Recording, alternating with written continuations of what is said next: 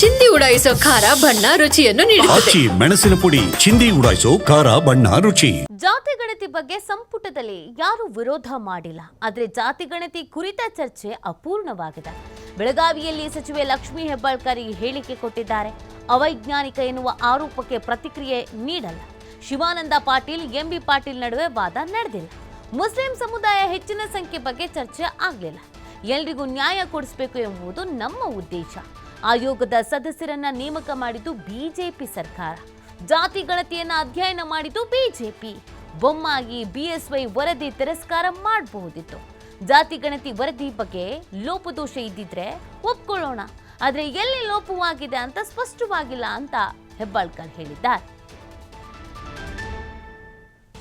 ಚರ್ಚೆಯಲ್ಲಿ ಎಲ್ಲರೂ ಭಾಗವಹಿಸಿದ್ದೀವಿ. ಚರ್ಚೆ ಅಪೂರ್ಣ ಆಗಿದೆ.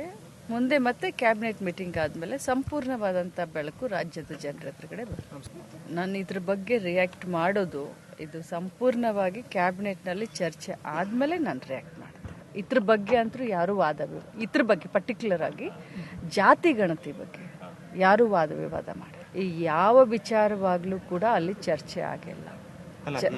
ಈ ಮುಸ್ಲಿಮರದಾಗಿರಲಿ ಅಥವಾ ಇನ್ನೊಂದಾಗಲಿ ಎಲ್ಲ ವಿಚಾರಗಳನ್ನು ನಾವು ಬೇರೆ ಬೇರೆ ಬೇರೆ ಆ್ಯಂಗಲ್ನಲ್ಲಿ ಮಾಡಿದ್ವಿ.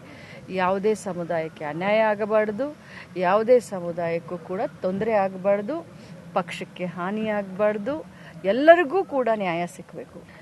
ಈ ಆಯೋಗದ ಅಧ್ಯಕ್ಷರನ್ನ, ಆಯೋಗದ ಸದಸ್ಯರನ್ನ ಹಿಂದುಳಿದ ಆಯೋಗದ ಸ್ಪಷ್ಟವಾಗಿ ಹೇಳಲಿಕ್ಕೆ ಬಯಸ್ತೇನೆ. ಸೊ ಅವ್ರದ್ದೇ ಸರ್ಕಾರ 4 ವರ್ಷ ಇತ್ತು.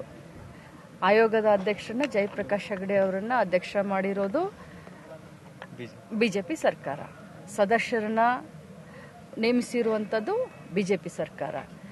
ಯಾರು ಜಾತಿ ಗಣತಿಯನ್ನ ಮಾಡಿರೋದು, ಅಧ್ಯಯನ ಮಾಡಿರೋದು ಬಿಜೆಪಿ ಸರ್ಕಾರ. ಈ ಸರ್ಕಾರವನ್ನ ವರದಿಯನ್ನ ಮಂಡಿಸಿದಂಥ ಸಂದರ್ಭದಲ್ಲಿ ಅದನ್ನ ವರದಿಯನ್ನ ತೆಗೆದುಕೊಂಡು ತಿರಸ್ಕಾರ ಮಾಡಬೇಕಾಗಿರುವಂಥದ್ದು ಯಾರಿದ್ರು?